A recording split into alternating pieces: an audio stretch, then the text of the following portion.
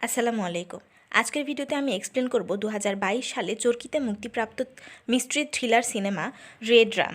সিনেমার শুরুতেই দেখা যায় রহমান ভূঁইয়া নামের এক ভদ্রলোকের 60তম জন্মদিনের পার্টি চলছে।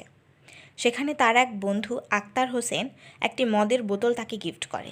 বোতলটি খুব এক্সপেন্সিভ হওয়ায় পার্টি শেষ করে দুই বন্ধু রুমে এসে মদ খাওয়া শুরু করে। খুব অল্প সময়ের মধ্যেই মদ শেষ হয়ে যায় এবং দুই বন্ধু যে যার বাড়িতে চলে যায়। মাঝরাতে ঘুমের ঘোরে দুজনেরই বুকে ব্যথা শুরু হয় আর দুজনকেই হসপিটালে ভর্তি করা হয়। চিকিৎসায় রহমান ভূঁইয়া বেঁচে গেলেও তার বন্ধু আক্তার হোসেন বাঁচতে পারে না। আর সেই কেস আসে সিআইডি ইন্সপেক্টর রাশেদের কাছে। রাশেদ একজন খুব ইন্টেলিজেন্ট ছেলে। সে মানুষের চেহারা দেখেই তার মনের কথা বুঝে যেতে পারে।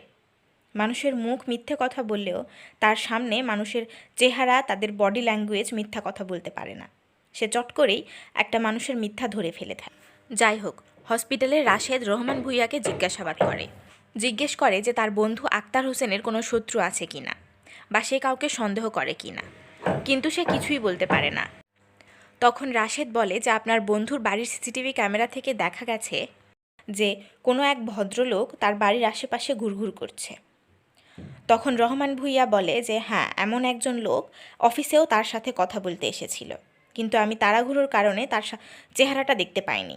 এরপর জিজ্ঞাসাবাদ শেষ করে রাশেদ কেবিনের বাইরে যায়। তখন তার টিম মেম্বাররা তাকে জিজ্ঞেস করে যে এমন কোনো লোক সম্বন্ধে তো আমরা জানি না।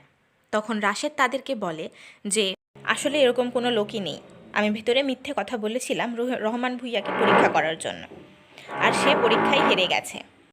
এরপরে রাশেদ আজাদ নামের একজন অফিসারের কাছে ফোন করে এবং জানায় যে রহমান ভূঁইয়াই নিজের বন্ধু আক্তার হোসেনকে খুন করেছে। আজাদ একটু অবাক হলে রাশেদ তাকে ভালোভাবে বুঝিয়ে দেয় যে দুই বন্ধু একসাথেই একই বোতল থেকে মদ খেয়েছে, বরং রহমান ভূঁইয়াই মোটামুটি 70% মদ খেয়েছে। তাহলে মাত্র বাকি 30% মদ খেয়ে আক্তার হোসেন কী করে মারা যায়? এর মানে বিষ মদের বোতলে ছিল না, বিষ ছিল বরফের মধ্যে, যেটা রহমান ভূঁইয়া ইচ্ছে করে করেই নিজের বন্ধু আক্তার হোসেনকে বেশি বেশি খাইয়েছে, আর এর জন্যই তার মৃত্যু হয়েছে। এরপর রহমান ভূঁইয়াকে অ্যারেস্ট করা হয় এবং সে স্বীকার করে যে সে ব্যবসায়িক দ্বন্দ্বের কারণেই নিজের বন্ধুকে মেরেছে। তারপরেই দেখানো হয় একটা মেয়ে বনের ভেতর থেকে দৌড়ে দৌড়ে আসছে। মেয়েটার অবস্থা খুব খারাপ, পুরো জামা কাপড়ে ময়লা, নোংরা, তার গায়ে আঘাতের দাগ, এবং মেয়েটা প্রেগনেন্ট। কারোর একজনের থেকে পালিয়ে বেড়াচ্ছে। একটু পরেই একটি মুখোশধারী লোককে দেখা যায় যে মেয়েটির পিছু করছিল।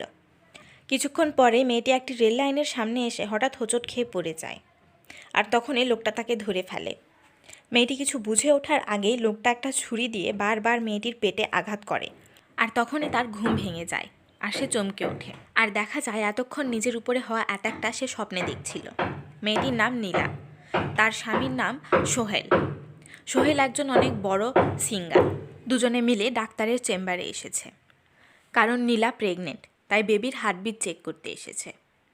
ডক্টর তাদেরকে জানায় বাচ্চা একেবারে সুস্থ আছে এবং খুব ভালো আছে। দুজনে স্বস্তির নিঃশ্বাস নেয়। চেক আপ শেষ করে ফেরার পথে সোহেলের কিছু ফ্যান তাদেরকে ঘিরে ধরে তার সাথে সেলফি তোলার বায়না করে। ফ্যানদের সাথে সেলফি তুলে চলেই যাবে এমন সময় টিভিতে রাশেদের নতুন কেস সলভ করার নিউজটা দেখানো হয়। সোহেল আর রাশেদ দুজনে খুব ভালো বন্ধু, তাই সোহেল তার বাবা হওয়ার নিউজটা রাশেদকে দেওয়ার জন্য ফোন করে, কিন্তু সে ফোন রিসিভ করে না, তাই একটা মেসেজ দিয়ে দেয়। আর ওই সময় রাশেদ কিছু নিজস্ব চিন্তায় মগ্ন ছিল। কিছুক্ষণ পরে একটা ক্যামেরা বের করে এবং সেখানে থাকা একটি ভিডিও দেখতে শুরু করে। ভিডিওতে যে মেয়েটি আছে, মেয়েটির নাম লুবনা। রাশেদ লুবনাকে খুব ভালোবাসে, কিন্তু লুবনা সুইসাইড করেছে, আর সুইসাইড করার আগে সে এই ভিডিওটি রাশেদের জন্য রেখে যায়। আর রাশেদ মাঝে মাঝে ভিডিওটি দেখে চোখের পানি ফেলে। এরপরের সিনে দেখানো হয় নীলার বাবাকে।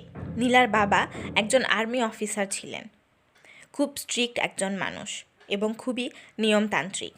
তিনি বসে বসে টিভি দেখছিলেন, এমন সময় তার কাছে ফোন আসে। সোহেলের বাবা মানে তার বেয়াই তাকে ফোন করেছে নীলার প্রেগনেন্সির নিউজটা দিতে, কিন্তু তিনি খুশি না হয়ে বরং আরও রেগে যান।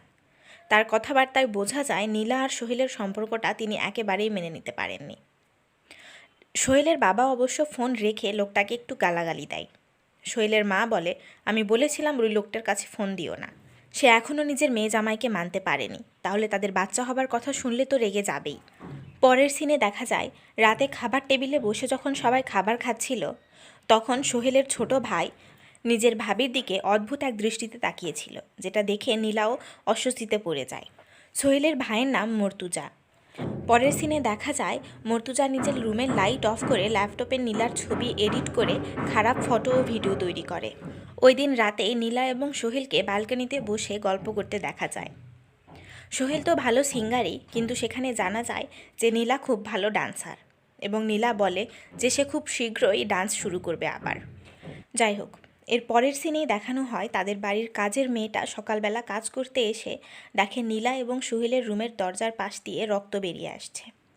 ভয় পেয়ে বাড়ির সবাইকে জাগিয়ে তুললে সোহেলের বাবা মা এসে দরজায় ধাক্কা দেয়, কিন্তু কেউ সাড়া শব্দ দেয় না। তখন তারা বাধ্য হয়ে ডুপ্লিকেট চাবি দিয়ে সোহেলের রুমের দরজা খুললে দেখতে পায় দরজার সামনে সোহেলের লাশ পড়ে আছে। ছেলেকে এই অবস্থায় দেখে তারা ঘাবড়ে যায়, কান্নায় ভেঙে পড়ে এবং তাড়াহুড়ো করে রুমের ভেতরে ঢোকে। অন্যদিকে তার রুমের ভেতরেই এত বড় একটা কাণ্ড হয়ে গেছে, কিন্তু নীলা কিছুই জানে না। সে বেভরে ঘুমোচ্ছিল। বাড়ির সবার চিৎকার চেঁচামেচিতেই তার ঘুম ভাঙে। চোখ খুলতেই নিজের মৃত স্বামীকে দেখে সে নিজেকে সামলাতে পারে না আর অজ্ঞান হয়ে যায়। তখনই ফ্ল্যাশব্যাক দেখানো হয় কিভাবে নীলা এবং সোহেলের দেখা হয়েছিল। দেখা যায় নীলা, সোহেল, রাশেদ, লুবনা সবাই একই কলেজে পড়ত। কলেজে দূর থেকেই সোহেল নীলাকে পছন্দ করত, কিন্তু নীলা মারুফ নামের এক ছেলের সাথে ডেট করায় সে কখনো নীলার সামনাসামনি গিয়ে তাকে প্রপোজ করতে পারেনি, ব্যাস দূর থেকেই দেখে খুশি হতো। অন্যদিকে লুবনা আর রাশেদও খুব ভালো বন্ধু, কিন্তু রাশেদও লুবনাকে এখনও নিজের মনের কথা বলতে পারেনি। কিন্তু নিজের বন্ধু সোহেলকে নীলার জন্য কষ্ট পেতে দেখে তারও খুব খারাপ লাগে। সোহেল নীলাকে দূর থেকে দেখে খুশি হয় ঠিকই, কিন্তু যখন কেউ আশেপাশে থাকে না তখন বন্ধুর কাছে বসে কান্নায় ভেঙে পড়ে। আর এখানেই ফ্ল্যাশব্যাক শেষ হয় এবং দেখা যায় যে সোহেলের মার্ডার কেসটা রাশেদের কাছেই পড়েছে। আসলে রাশেদ ইচ্ছে করেই এই কেসটা নিয়েছে নিজের বন্ধুর খুনিকে ধরার জন্য। এরপর সে হসপিটালে যায় সোহেলের পোস্টমর্টম করা ডাক্তারের সাথে কথা বলতে। ডাক্তার জানায় সোহেলের পুরো শরীরে কোথাও কোনো দাগ বা মারধরের চিহ্ন নেই, তবে শুধু গলায় একটা খুবই সূক্ষ্ম ছোট দাগ রয়েছে, যেটা থেকে রক্তক্ষরণ হওয়ার মাধ্যমেই সোহেলের মৃত্যু হয়। খুবই সূক্ষ্ম কোনো হাতিয়ার দিয়ে তার গলাটা কাটা হয়েছে এবং ডক্টর আরও জানান যে খুন করার আগে তাকে ঘুমের ওষুধ খাইয়ে দেওয়া হয়েছে, তাই হয়তো সে চিৎকার করেনি এবং পাশে থাকা তার স্ত্রীও কিছু জানতে পারেনি। এরপর রাশেদ শেষবারের মতো নিজের বন্ধুকে দেখে সেখান থেকে বেরিয়ে আসে। এরপরেই সিন চলে যায় সোহেলের বাড়িতে। পুরো বাড়িতে যেন শোকের ছায়া পড়ে গেছে। সোহেলের হত্যার কথা শুনে নীলার বাবাও প্রথমবারের মতো মেয়ের বাড়িতে আসে এবং মেয়েকে সান্ত্বনা দিয়ে জড়িয়ে ধরে। অন্যদিকে সোহেলের ছোট ভাই মর্তুজা, সে তো নিজের কাজেই ব্যস্ত। সে আবারও ল্যাপটপ নিয়ে বসে কিছু ফটো এডিটিং করছিল। ভাইয়ের মৃত্যুর যেন কোনো খবরই নেই তার। এরপরে আবারও ফ্ল্যাশব্যাক দেখানো হয় আর আবারও সিন চলে যায় তাদের কলেজের দিনগুলোতে। দেখা যায় কলেজে সোহেল, রাশেদ এবং লুবনাকে তার নতুন লাইটারটা দেখায়। লাইটারটা তার খুব পছন্দের আর লুবনা সেটা নিয়েই মজা করতে শুরু করে। কিছুক্ষণ পরে দেখা যায় নীলা এবং তার বয়ফ্রেন্ড মারুফ ঝগড়া করছিল এবং ঝগড়া করতে করতে এক পর্যায়ে নীলা তাকে থাপ্পড় মেরে সেখান থেকে চলে যায়। কেউ কিছু বুঝতে না পারায় পাশ থেকে একটা ছেলে একটা ভিডিও দেখায় তাদেরকে। সেখানে দেখা যায় মারুফ অন্য একটি মেয়ের সাথে খুব ঘনিষ্ঠভাবে আছে, আর সেটা দেখে লুবনার আবারও প্যানিক অ্যাটাক শুরু হয়। আসলে লুবনার বাবাকে কেউ মিথ্যা অপরাধে জেলে পাঠায় এবং তার ফাঁসি হয়ে যায়, আর তারপর থেকেই মিথ্যা, অন্যায়, অপরাধ এই কোনো কিছুই লুবনা সহ্য করতে পারে না। কেউ কাউকে ধোঁকা দিচ্ছে, কেউ মিথ্যে কথা বলছে, কোনো অপরাধ করছে, এই সব দেখলেই সে প্যানিক করতে থাকে আর তার শরীর খারাপ হয়ে যায়। কিন্তু রাশেদ প্রত্যেকবারই তাকে সামলে নেয়। এরপরে ফ্ল্যাশব্যাক শেষ হয়ে যায় এবং আবারও সিন বর্তমানে চলে আসে। এবারে রাশেদ নীলার সাথে দেখা করতে এসেছে কিছু নর্মাল জিজ্ঞাসাবাদ করার জন্য। রাশেদ নীলাকে জিজ্ঞেস করে যে সে কাউকে সন্দেহ করে কিনা, কিন্তু নীলা বলে সে কিছুই জানে না। এরপরে এই কনভারসেশন থেকে সেরকম কোনো তথ্য পাওয়া যায় না। পরবর্তী সিনে দেখা যায় যে যেহেতু সোহেল একজন বিখ্যাত সিঙ্গার ছিল, তাই তার মৃত্যুতে পুরো দেশের সমস্ত নিউজ চ্যানেলগুলোতে হইচই পড়ে যায়। প্রত্যেকটা নিউজ চ্যানেলই দাবি করে যে সোহেলের স্ত্রী নীলাই আসল খুনি, কারণ পাশেই স্বামীকে খুন করা হচ্ছে এবং স্ত্রী কিছুই জানতে পারল না, ঘুমিয়ে আছে। এটা একেবারেই অবিশ্বাস্যকর, তাই নিউজ চ্যানেলগুলো দাবি করে যে যে কোনো উপায়ে সোহেলের স্ত্রী নীলাকে গ্রেপ্তার করা হোক। অন্যদিকে নীলার বাবা ডিআইজি সাহেবকে ফোন করে নীলাকে এই কেস থেকে যত দ্রুত সম্ভব বের করতে বলেন, কারণ যেহেতু নীলা তার মেয়ে, তাই নীলার সম্মানের সাথে তার সম্মানও জড়িয়ে আছে। নীলা খুনি প্রমাণ হলে তার সম্মানও মাটির সাথে মিশে যাবে। তাই নিজের সম্মান বাঁচাতে তিনি নীলাকে এই কেস থেকে যত তাড়াতাড়ি সম্ভব দূরে সরিয়ে দিতে চান। আর নীলার কাছেও বারবার একটা নিউজ চ্যানেল থেকে ফোন আসে ইন্টারভিউয়ের জন্য, আর নীলা বিরক্ত হয়ে প্রত্যেকবারই ফোন কেটে দেয়। এরপরে সিন আবারও ফ্ল্যাশব্যাকে চলে যায়। আবারও তাদের কলেজের লাইফ দেখানো হয়। কলেজে নীলার কোনো এক ফ্রেন্ড নীলাকে বলছিল যে মারুফের সাথে তার ব্রেকআপের পরে মারুফ কলেজ ছেড়ে চলে গেছে, কিন্তু নীলা তার কোনো কথা না শুনে চলে যেতে যায়। এমন সময় এক প্রফেসর আসে। প্রফেসরের সাথে সোহেলও আসে। প্রফেসর জানায় যে কলেজের কোনো এক প্রোগ্রামে সোহেল আর নীলাকে একসাথে কম্পিটিশনে অংশ নিতে হবে। যেহেতু সোহেল খুব ভালো সিঙ্গার এবং নীলা একজন খুব ভালো ডান্সার, তাই দুজনকে একসাথে মিলেই কলেজকে রিপ্রেজেন্ট করতে হবে। দুজনেই রাজি হয়ে যায়। কম্পিটিশনের অজুহাতে নীলা এবং সোহেলের বন্ধুত্বও হয়ে যায়। সিন আবারও বর্তমানে আসলে রাশেদ তার টিম মেম্বারদেরকে নিয়ে সিআইডি ব্যুরোতে সোহেলের কেসটাই আলোচনা করছিল। তার টিমের একজন সদস্য ইকরাম জানায় যে সোহেলের বাড়ির সমস্ত ধারালো হাতিয়ারগুলো পরীক্ষা করা হয়েছে। সেখানে সোহেলের রক্তের দাগ বা সোহেলের হাতের ছাপ কিছুই নেই। আবার সোহেলের বাড়িতে এমন কোনো অদ্ভুত জিনিস নেই যেটা থেকে সন্দেহ হতে পারে। তারপরে রাশেদ জিজ্ঞেস করে যে সোহেলের রুমের চাবি কার কার কাছে থাকে। ইকরাম জানায় সোহেলের রুমের 3টি চাবি আছে। একটা সোহেলের কাছে থাকে, একটা তার বাবা মায়ের কাছে থাকে, আর একটা মিসিং, খুঁজে পাওয়া যাচ্ছে না। পরবর্তী সিনে দেখা যায় মর্তুজা সোহেলের রুমের তালা খুলে রুমের ভেতরে ঢোকে। এখান থেকেই বোঝা যায় যে যেই চাবিটা হারিয়ে গেছিল সেটা আসলে মর্তুজার কাছেই আছে। এবার সে ওয়ার্ড্রপ থেকে নীলার কিছু পার্সোনাল জামা কাপড় বের করে সেগুলো নিয়ে নাড়াচাড়া করতে থাকে। পরবর্তী সিনে নীলা আইসক্রিম খেতে বের হয় রাস্তায়। সেখানেও সে নিউজ রিপোর্টার ফোন করে ইন্টারভিউয়ের জন্য ডাকে। নীলা রেগে মেগে মোবাইল কেটে দেয়, কিন্তু কিছুক্ষণ পরে খেয়াল করে পিছন থেকে কেউ তার ভিডিও করছে। লোকটার উপর রেগে গিয়ে আইসক্রিমটা তার দিকে ছুঁড়ে মারে এবং প্রেগনেন্সি অবস্থায় এত হাইপার হয়ে যাওয়াতে তার মাথা ঘুরতে থাকে এবং পেটে ব্যথা হয়। সে রাস্তার মাঝখানেই বসে পড়ে। এরপর আবারও ফ্ল্যাশব্যাক দেখানো হয়। সেখানে দেখা যায় লুবনা বস্তির জীবন নিয়ে ডকুমেন্টারি তৈরি করছিল। এমন সময় কিছু গুন্ডা লুবনার সামনেই বস্তির এক লোককে অন্যায়ভাবে মেরে তার বাড়িটি দখল করে। আবারও অন্যায় হতে দেখে লুবনার প্যানিক অ্যাটাক শুরু হয় এবং তার সেখানেই মাথা ঘুরতে থাকে। আর এই শকটা নিতে না পেরে লুবনা সুইসাইড করার চেষ্টা করে। তখন জানা যায় এর আগেও সে 2-3 বার সুইসাইড করার চেষ্টা করেছিল। যখন সে একটা অন্যায় দেখে কিছুতেই থাকতে পারে না, সহ্য করতে পারে না, তখনই সুইসাইড করার চেষ্টা করে। ডাক্তারের কাছে নিয়ে গেলে ডাক্তার জানায় তাকে খুবই সাবধানে এবং খুব যত্ন সহকারে রাখতে হবে। অন্যদিকে ডান্স কম্পিটিশনের বাহানায় সোহেল আর নীলার বারবার দেখা হয় এবং দুজনের মধ্যে আরও বন্ধুত্ব হয়ে যায়। নীলা এমন একটা বই খুঁজছিল যেটা বাংলাদেশে একটাই পিস ছিল, তারপরও সেটাও বিক্রি হয়ে গেছে। কোইন্সিডেন্টলি সেটা সোহেলের কাছে আছে, তাই সোহেল নীলাকে সেটা গিফট করে দেয়। গিফট পেয়ে নীলা আরও সোহেলের প্রতি আকৃষ্ট হয়ে যায়, আর দুজনের মধ্যে সম্পর্ক ধীরে ধীরে ভালোবাসায় পৌঁছে যায়। ফ্ল্যাশব্যাক শেষ হতেই দেখা যায় নীলার আইসক্রিম খাওয়ার ভিডিওটা ভাইরাল হয়ে গেছে। তাই নিউজ রিপোর্টাররাও নীলাকে খুনি হিসেবে সাব্যস্ত করছে এবং তারা এটাও দাবি করছে যে সিআইডি ইন্সপেক্টর রাশেদের সাথে নীলার নিশ্চয়ই কোনো সম্পর্ক আছে, না হলে তিনি তাকে বাইরে ছেড়ে রাখছেন কেন, এখনও পর্যন্ত গ্রেফতার করেননি কেন। নিজের উপরে আসা মিথ্যা অপবাদ এবং কটাক্ষ দেখে নীলা সহ্য করতে পারে না, তাই নিজেই সেই নিউজ রিপোর্টারকে ফোন করে বলে যে তার জন্য ইন্টারভিউয়ের ব্যবস্থা করতে। সে এখন ইন্টারভিউ দিতে রাজি। পরের সিনে দেখা যায় রাশেদকে কেউ মার্ডার মিস্ট্রি বই পাঠায়। তাদের কথোপকথনে এটাও জানা যায় যে গত কয়েক মাস ধরেই লোকটি বই পাঠাচ্ছে। তাদের ধারণা রাশেদের কোনো ফ্যান হতে পারে, আবার এটাও হতে পারে কেউ রাশেদকে মারার প্ল্যান করছে।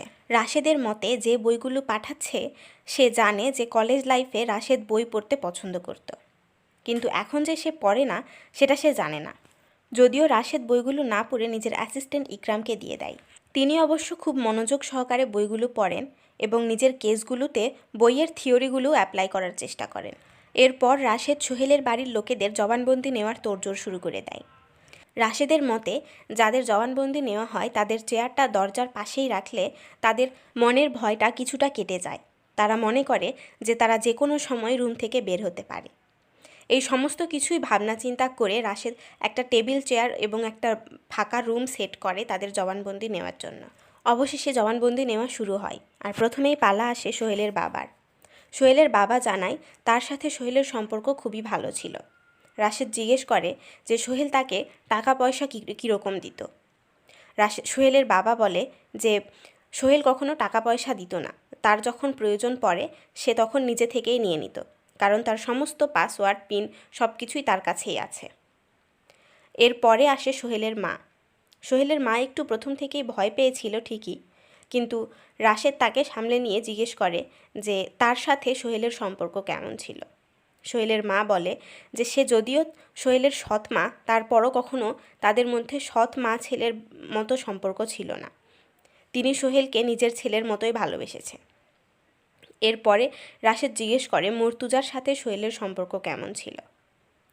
তখন সোহেলের মা একটু ঘাবড়ে যায় এবং থতমতো করতে করতে বলে যে তাদের সম্পর্ক অনেক ভালো ছিল। রাশেদ আবারও জিজ্ঞেস করে যে বাড়িতে রান্নাবান্না কে করতো। সোহেলের মা বলে সে নিজেই করতো। তখন রাশেদ বলে যে সোহেলের পেটের মধ্যে ঘুমের ওষুধ পাওয়া গেছে, আর পুলিশের ধারণা যে রাতের খাবারেই ঘুমের ওষুধ মেশানো ছিল। এটা শুনে সোহেলের মা আরও ঘাবড়ে যান, যদিও তিনি প্রথম থেকেই ভয় পেয়েই ছিলেন। এরপরে আসে মর্তুজার পালা। মর্তুজাকে দেখলে এবং তার কথাবার্তা শুনলেই বোঝা যায় এই ছেলে সুবিধার নয়। মর্তুজার ঘুরানো পেঁচানো জবাবে রাশেদ বিরক্ত হয়ে যায়। এখনও পর্যন্ত বোঝা যায় যে এই বাড়ির মধ্যে কেউ একজন খারাপ মানুষ হলে সেটাই মর্তুজাই হবে। আর সে জোর গলায় এটাও বলে দেয় যে সে সোহেলকে একেবারেই পছন্দ করে না। যাই হোক, এরপরে নীলার জবানবন্দি নেওয়া হয়। নীলাকে রাশেদ জিজ্ঞেস করে যে সে কাউকে সন্দেহ করে কি না। তখন নীলা জানায় যে বাড়িতে সন্দেহ করার মতো শুধু একজনই আছে, আর সেটা হলো মর্তুজা। কারণ জিজ্ঞেস করলে নীলা জানায় যে মর্তুজা বারবারই নীলার দিকে খারাপ নজর দেয়। সেটা সে সোহেলকে বলেছে এবং সোহেল তাকে বকাবকিও করেছে, কিন্তু কোনো লাভ হয় না। এবং বাড়িতে তার বাবা মায়েরাও জানে, কিন্তু তারাও গুরুত্ব দেয় না এই বিষয়টিকে। আর এখন মাঝে মাঝে নীলার রুম থেকে কিছু পার্সোনাল জিনিসপত্র যেমন আন্ডারগার্মেন্টস এইসব হারিয়ে যাচ্ছে। নীলার দৃঢ় বিশ্বাস যে কিছু করলে মর্তুজাই করেছে। এরপরে রাশেদের প্রশ্নের উত্তরে নীলা এটাও জানায় যে মর্তুজাকে এর আগে হসপিটালে ভর্তি করা হয়েছিল। অনেক দিন ধরে ট্রিটমেন্ট চলেছিল, কিন্তু এতেও কোনো লাভ হয় না। ট্রিটমেন্ট শেষ হবার কিছুদিন পরেই সে আবারও নিজের আগের রূপে ফিরে গেছে। এবারে জিজ্ঞাসাবাদ করা হয় বাড়ির কাজের মেয়েটিকে, কিন্তু সে বাকি সবার থেকে আলাদা কথা বলে। সে বলে যে সোহেল এবং তার বাবার মধ্যে মাঝে মাঝেই ঝামেলা হয় টাকা পয়সা নিয়ে। সোহেল নিজের বাবাকে টাকা পয়সা খুব একটা দিতে চায় না। অন্যদিকে মর্তুজার কথা জিজ্ঞেস করলে কাজের মেয়েটিও নীলার মতোই কথা বলে। সেও অনেকবার দেখেছে মর্তুজাকে নীলার ছবি নিয়ে কিছু করতে। সে ভয়ে মর্তুজার আশেপাশে যায় না। আর সে এটাও বলে যে বাড়ির প্রত্যেকটা লোকই কেমন অদ্ভুত। ইন্টারোগেশন শেষ হলে রাশেদ ইকরামকে বলে যে আমি ভাবতেও পারিনি যে ওই বাড়ির লোকেরা প্রত্যেকেই মিথ্যে কথা বলবে। ইকরাম বলে আপনি কি করে বুঝলেন যে সবাই মিথ্যে কথা বলছে? তখন রাশেদ বলে যে সে তাদের অঙ্গভঙ্গি দেখে বুঝতে পেরেছে। যতক্ষণ তারা সত্যি কথা বলেছিল ততক্ষণ রাশেদের চোখের দিকে তাকিয়ে সাহসের সাথে বলেছে, কিন্তু মিথ্যে কথা বলার সময় তারা বারবার চোখের পলক ফেলছিল। এতে স্পষ্ট বোঝা যায় যে কাজের মেয়েটি ছাড়া প্রত্যেকেই মিথ্যে কথা বলছে। নিজের ধারণা আসলেই সত্যি কি না সেটা প্রমাণ করার জন্য রাশেদ বলে যে সে প্রত্যেকের বিনয়ীয় টেস্ট করাবে। বিনয়ীয় টেস্ট এটা এমন একটি টেস্ট যাতে সামনের জন জানতেই পারে না যে তার টেস্ট হচ্ছে। দূরে কোথাও একটা গোপন ক্যামেরা সেট করা থাকে, যার মাধ্যমে দূর থেকে বোঝা যায় যে লোকটি কথা বলার সময় তার বডি টেম্পারেচার কেমন, আর সেই টেম্পারেচারের উপর ভিত্তি করেই বোঝা যায় যে সে সত্যি কথা বলছে নাকি মিথ্যে কথা বলছে। ইকরাম বলে এই কাজ তো লাই ডিটেক্টর দিয়েও হতো। তখন রাশেদ বলে যে না, প্রথমেই একজন মানুষের গায়ে এতগুলো তার লাগিয়ে দিলে সে এমনিতেই ঘাবড়ে যায় আর তার হার্ট রেট বাড়তে থাকে। তখন সে সত্যি বলল নাকি মিথ্যা বলল সেটা খুব একটা বোঝা যায় না, তাই সে লাই ডিটেক্টরে খুব একটা বিশ্বাস করে না। আর ঠিক তখনই একটা চমকে যাওয়া নিউজ সামনে আসে। সোহেল তার সমস্ত সম্পত্তি, টাকা পয়সা সব কিছু নীলার নামে করে দিয়ে গেছে। আর এটা শুনে সোহেলের ভক্তরা আরও বেশি ক্ষেপে গেছে। যে যেই লোকটি নিজের স্ত্রীকে এত ভালোবেসে নিজের সমস্ত সম্পত্তি বাবা মাকে না দিয়ে স্ত্রীর নামে করে দিয়েছে, তার স্ত্রী তাকে মেরে ফেললো কীভাবে, আর এই মেয়ের এখনও পর্যন্ত শাস্তি হচ্ছে না কেন। যাই হোক, এরপরে রাশেদ বিনয়কেও টেস্ট করার জন্য আবারও প্রত্যেকের জবানবন্দি নেয়, আর তার ধারণায় ঠিক প্রমাণ হয় কাজের মেয়ে ছাড়া প্রত্যেকেই মিথ্যে কথা বলছে। তখন রাশেদের মনে পড়ে যায় যে কলেজে যখন ফাইনালি নীলা আর সোহেল এক হয়েছিল, তখন রাশেদ আর লুবনা মিলে তাদেরকে একটা গিফট দিয়েছিল, দুইটা একই রকমের চেন, যেটাতে তাদের একসাথে হবার ডেটটা খোদাই করে লেখা ছিল। এরপর ফ্ল্যাশব্যাক শেষ হলে রাশেদ ভাবতে থাকে যে প্রত্যেকেই মিথ্যে কথা বলছে, কিন্তু জরুরি নয় যে প্রত্যেকেই খুনি, আর খুন করেছে বলেই মিথ্যে কথা বলছে। মিথ্যে কথার আরও অনেক কারণ থাকতে পারে। তাই এখন তার সবচেয়ে বড় কাজ হলো যে এতগুলো মিথ্যে কথার থেকে বেছে বেছে খুনির মিথ্যেটা বের করা। পরবর্তী সিনে এক নিউজ চ্যানেলে খবর দেখানো হয় যে কোনো এক ইউটিউব ব্লগার ব্লগিং করতে গিয়ে শ্রীমঙ্গলে নীলাকে কোনো এক ছেলের সাথে দেখে ফেলে, আর তাদের ভিডিও করে ইউটিউবে তার চ্যানেলে ছেড়ে দেয়। মুহূর্তের মধ্যেই ভিডিওটি ভাইরাল হয়ে যায়, আর নিউজ রিপোর্টাররা ধারণা করেন যে পরকীয়ার জন্যই নীলা নিজের স্বামীকে মেরে ফেলেছে। হতে পারে তার পেটের সন্তানটাও তার এই প্রেমিকের। পরবর্তী সিনে আবারও রাশেদ বসে বসে পুরাতন দিনের কথা ভাবতে থাকে, আর ফ্ল্যাশব্যাক শুরু হয়। ফ্ল্যাশব্যাকে দেখা যায় যে কলেজের জুনিয়র এক মেয়ে মারুফের কাছে আসে পড়াশোনা বিষয়ে কিছু সমস্যার সমাধান করে নিতে। মারুফ অতশত না ভেবে মেয়েটাকে হেল্প করতে রাজি হয়ে যায়। তখন মেয়েটা কফি অফার করলে মারুফ নিতে যাবে, এমন সময় মেয়েটা বলে যে আমি নিয়ে আসছি। কফি নিয়ে আসার সময় দেখা যায় যে রাশেদ পেছনে দাঁড়িয়ে মেয়েটার জন্য অপেক্ষা করছে। মেয়েটা কফি নিয়ে এলেই রাশেদ সেখানে কিছু মিশিয়ে দেয়। বোঝা যায় যে এই মেয়েটা রাশেদের কথাই এখানে এসেছে। এরপরে মারুফ কফি খেয়ে অজ্ঞান হয়ে যায় এবং মেয়েটা সেটারই সুযোগ নিয়ে একটা ভিডিও তৈরি করে ফেলে। আর এখানে বোঝা যায় যে মারুফের যে ভিডিওটি দেখে নীলা তার সাথে ব্রেকআপ করে ফেলেছিল, সেটা আসলে রাশেদেরই প্ল্যান ছিল। রাশেদ তাদের মধ্যে সম্পর্ক ভেঙে নীলা এবং সোহেলের সম্পর্কটা তৈরি করে দিতে চেয়েছিল। ভিডিওটা সোহেলকে দেখালে সোহেল অবশ্য প্রথমে রাজি হয় না, কারণ সে ভয় পায় নীলা যদি পরবর্তীতে জানতে পারে যে তার আর রাশেদের করা মিথ্যা ভিডিও দেখে নীলা মারুফের সাথে ব্রেকআপ করে নিয়েছে, তাহলে সে মনে মনে অনেক কষ্ট পাবে এবং সোহেলকে ঘৃণা করবে সারা জীবনের মতো। কিন্তু রাশেদ জোর জবরদস্তি করলে সেও রাজি হয়ে যায় এবং পুরো কলেজে ভিডিওটি ভাইরাল হয়ে যায়, আর শেষমেশ মারুফ এবং নীলার ব্রেকআপ হয়ে যায়। এরপর ফ্ল্যাশব্যাক শেষ হয় এবং সিন চলে আসে বর্তমানে, যেখানে নীলাকে একটা ছেলের সাথে কেউ শ্রীমঙ্গলে দেখেছিল এবং ভিডিও করেছিল। নিউজটি দেখে নীলার বাবা খুবই রেগে যায় এবং নিজের সততা এবং ন্যায়কে আগে রেখে সে মেয়েকে পুলিশের হাতে তুলে দেয়। নীলা বারবার করে বলে যে সে কিছু করেনি, সে কাউকে মারেনি, কিন্তু নীলার বাবা কিছুই বিশ্বাস করে না, কারণ তার জন্য ন্যায় সততা এইসবই আগে। যাই হোক, এমন সময় রাশেদের ফোনে একটা কল আসে থানা থেকে। দৌড়ে থানায় গিয়ে সে দেখতে পায় কোনো একজন লোক থানায় বসে আছে আগে থেকেই, রাশেদের জন্য অপেক্ষা করছে। রাশেদ এলেই সে বলে যে সোহেলকে সে মেরেছে। আসলে সে একজন চোর, চুরি করতে ওই বাড়িতে ঢুকেছিল, কিন্তু চুরি করে বের হওয়ার সময় সোহেল তাকে দেখে ফেলায় সে সোহেলকে মেরেছে। যেহেতু লোকটি জবানবন্দি দিয়ে ফেলেছে, তাই রাশেদের কাছে তাকে গ্রেফতার করা ছাড়া আর কোনো উপায় নেই। কিন্তু রাশেদ খুব ভালোভাবেই জানে যে কেউ তাকে টাকা খাইয়ে এইসব মিথ্যে কথা বলতে বলেছে। এরপরে রাশেদ ইকরামকে বলে লোকটির বিষয়ে খবর নিতে। ইকরাম খবর নিয়ে দেখতে পায় যে লোকটির মেয়ে কিছুদিনের মধ্যেই বিদেশে যাচ্ছে পড়াশোনার জন্য। তখন তাদের মনের খটকা আরও বেশি দৃঢ় হয় যে একটা সাধারণ লোক এতগুলো টাকা কী করে পেল যে মেয়েকে বিদেশে পড়ানোর জন্য পাঠাচ্ছে। যাই হোক, এরপরে আবারও ফ্ল্যাশব্যাক শুরু হয়। এবারে দেখা যায় যে লুবনা কোনোভাবে জানতে পেরে যায় যে রাশেদ এবং সোহেল মিলেই মারুফ এবং নীলার সম্পর্কটা ভেঙেছে সেই মিথ্যা ভিডিওটা তৈরি করে। লুবনা খুবই ভেঙে পড়ে যায় যে সে মিথ্যা সহ্য করতে পারে না এবং তার বন্ধুরাই এরকম করে ছলনা করতে পারে মানুষের সাথে। এরপরে লুবনা রাশেদকে ফোন করে এবং জিজ্ঞেস করে কথাটা সত্য কি না। রাশেদ স্বীকার করলে লুবনা আরও ভেঙে যায়। সোহেল তাকে বারবার বোঝানোর চেষ্টা করে যে সে যেন নীলাকে কিছু বলে না দেয়। লুবনা চেঁচিয়ে সোহেলকে রুম থেকে বের করে দেয় এবং সেই ভিডিও রেকর্ড করে সেদিনই সুইসাইড করে। তারপরে কবরস্থানে লুবনার কবরের পাশে দাঁড়িয়ে মুনাজাত শেষে যখন নীলা সেখান থেকে চলে যায়, তখন সোহেল রাশেদকে বলে যে সে যেন মিথ্যে ভিডিওর কথাটা নীলাকে না বলে। রাশেদ তার দিকে তাকিয়ে থাকে এবং তার গালে একটা থাপ্পড় মেরে দেয়, এটা ভেবে যে এরকম একটা সময়ও সোহেল কি করে শুধু নীলার কথাই ভাবতে পারে। এরপর থেকেই রাশেদ সোহেল এবং নীলার সাথে মেলামেশা কমিয়ে দিয়েছে, কারণ তার ধারণা যে লুবনার মৃত্যুর জন্য সে নিজেই দায়ী। যদি সে ওই ভিডিওটি না বানাতো তাহলে আজকে লুবনা বেঁচে থাকতো। যাই হোক, এরপর ফ্ল্যাশব্যাক শেষ হলে দেখা যায় রাশেদের অনেক বড় একটা কার অ্যাক্সিডেন্ট হয়ে যায়। তাকে তাড়াতাড়ি হসপিটালে অ্যাডমিট করা হলে আইসিইউতে রাখা হয় এবং ডাক্তার বলে তার সিচুয়েশন খুবই খারাপ। এরপর ইকরাম নীলার সাথে তার বাড়িতে দেখা করতে আসে এবং সে রাশেদের অ্যাক্সিডেন্টের কথাটা জানায়।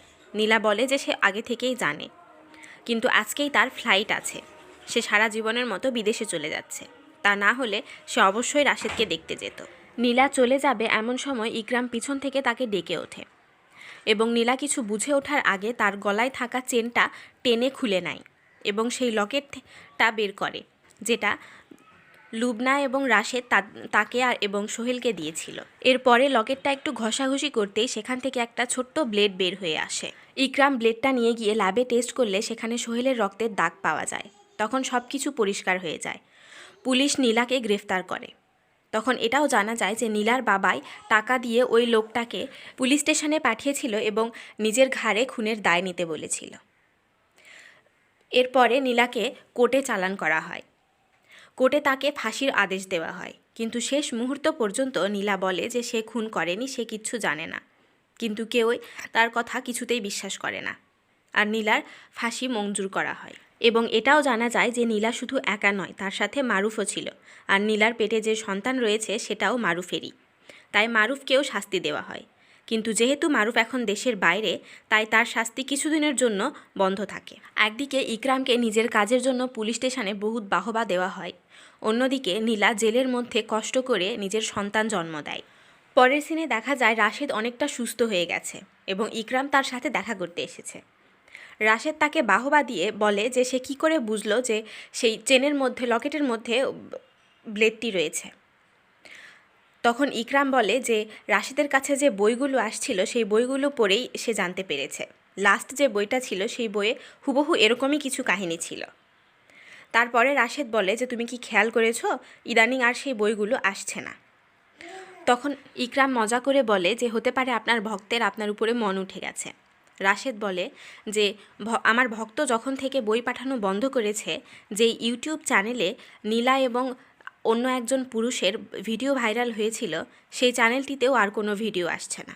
এটা কি নিছকই কোইন্সিডেন্ট নাকি অন্য কিছু? অন্যদিকে জেলে নীলার থেকে তার সন্তানকে কেড়ে নিয়ে তাকে আলাদা একটা সেলে বন্দি করে রাখা হয়। এরপরে একদিন রাশেদ আসে নীলার সাথে দেখা করতে। প্রথম দিকে রাশেদের কথার ঘোরালো পেঁচালো জবাব দিতে থাকে নীলা। এরপরে রাশেদ জিজ্ঞেস করে যে তুমি প্রথম থেকে আমাকে বলো যে এই বাচ্চাটা আসলেই কি মারুফের সাথে তোমার কখন দেখা হলো, কোথায় দেখা হলো, এবং আসলে কি কি ঘটেছিল তোমাদের সাথে, সবটা খুলে বলো। তখন নীলা বলতে শুরু করে, কলেজে যেই মেয়েটা ভিডিওতে মারুফের সাথে ছিল, সেই মেয়েটা একদিন নীলার সাথে দেখা করে এবং সব সত্যি কথা বলে দেয়। তখন নীলা বুঝতে পারে যে এতদিন ধরে সোহেল তাকে ঠকাচ্ছিল, মিথ্যে কথা বলে তার সাথে সম্পর্ক জড়িয়েছে। এরপর নীলা মারুফের সাথে যোগাযোগ করে এবং তার আগের আচরণের জন্য এবং তাকে ভুল বোঝার জন্য তার কাছে ক্ষমা চায়।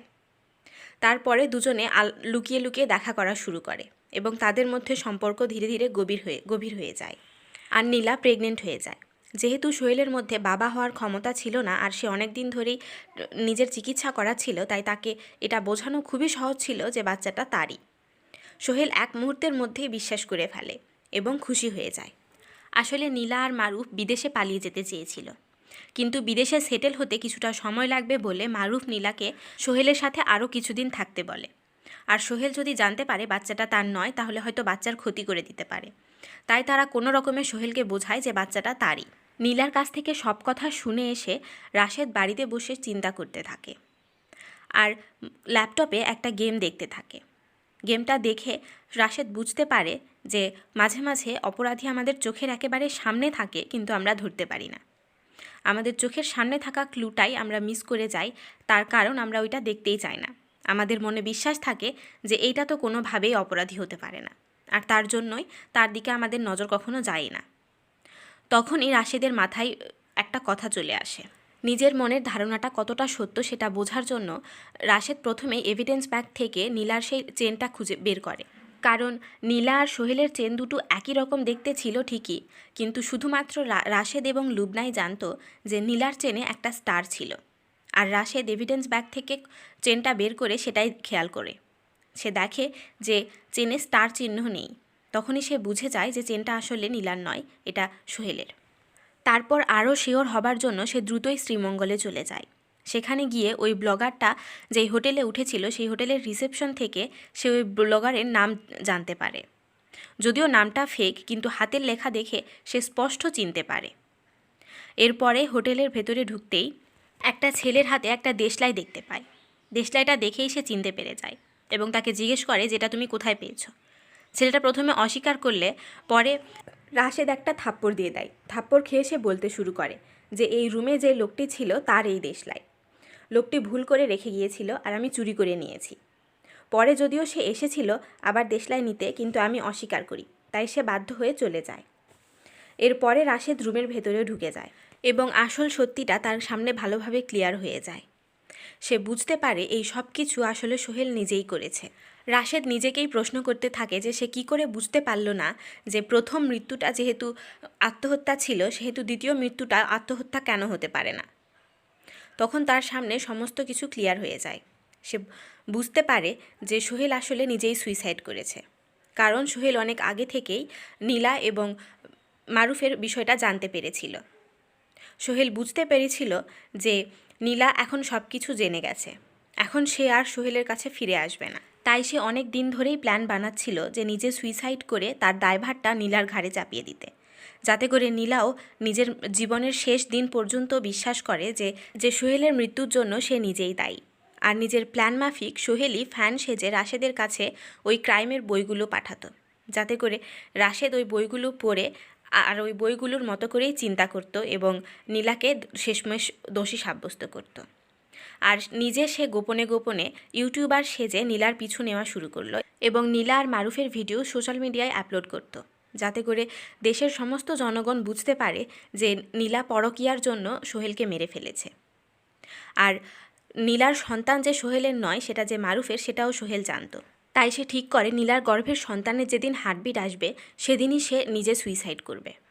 আর নিজের প্ল্যান মাফিক সেই দিনই রাতে সে একটা ব্লেডে নিজের রক্ত নিয়ে সেই ব্লেডটা নিজের লকেটের মধ্যে ঢুকিয়ে দেয় এবং নীলাকে অজ্ঞান করে দুজনের লকেট পাল্টে দেয়। এর মানে নীলার গলায় যে লকেটটা গেল সেটা আসলে সোহেলের, আর সেই লকেটের মধ্যেই ছিল সেই ব্লেডটি। যাই হোক, এরপরে সোহেল বাথরুমে আসে এবং নিজে কিছুটা ঘুমের ওষুধ খেয়ে নেয়, যাতে করে এটা প্রমাণ হয় যে কেউ তাকে খুন করার আগে ঘুমের ওষুধ খাইয়ে দিয়েছে। এরপরে সেই বোতলটি জানালা দিয়ে বাইরে ফেলে দেয়। এরপরে অন্য একটি ব্লেড দিয়ে নিজের গলা কেটে ফেলে। সে জানতো গলার কোন জায়গায় কাটলে মানুষ আর বাঁচে না। এরপর ব্লেডের টুকরোটা সিঙ্কহোলের ভেতর দিয়ে ফেলে দেয়, যাতে করে সেটা পুরোপুরি ডিস্ট্রয় হয়ে যায়। তারপর কোনো রকমে নিজের বডিটা নিয়ে নিজেদের রুমের ভেতরে আসে এবং শেষবারের মতো নীলাকে দেখে সেখানেই পড়ে মৃত্যু হয়ে যায় তার। যাই হোক, সব কিছু বুঝতে পেরে এবং সমস্ত প্রমাণ পেয়ে রাশেদ শ্রীমঙ্গল থেকেই ফোনে নীলার ফাঁসিটা আটকে দেয় এবং সে নির্দোষ প্রমাণ হয়। তারপর শ্রীমঙ্গল থেকে ফেরার পথে রাশেদ ভাবতে থাকে তাদের এক কলেজে করা একটা ছোট্ট ভুল দুটো জীবন কেড়ে নিল। যদি সেদিন তারা ওই মিথ্যা ভিডিও বানিয়ে নীলা এবং মারুফের সম্পর্কটা নষ্ট না করতো, তাহলে এই সব কিচ্ছুই হতো না। তারা বুঝতেই পারেনি কখনো যে সোহেল নীলাকে ভালোবাসতে বাসতে তার ভালোবাসা এক পর্যায়ে এরকম পাগলামিতে পৌঁছে যাবে। আর সেই ভিডিও বানানোর জন্যই লুবনাও সুইসাইড করলো। কোনোভাবে তাদের মৃত্যুর জন্য রাশেদ নিজেকেও দায়ী করে। আর এখানেই রেড ড্রাম সিনেমাটি শেষ হয়ে যায়। ভিডিওটি শেষ পর্যন্ত দেখার জন্য ধন্যবাদ। ভালো লাগলে লাইক, শেয়ার করবেন এবং কমেন্ট করে জানাবেন।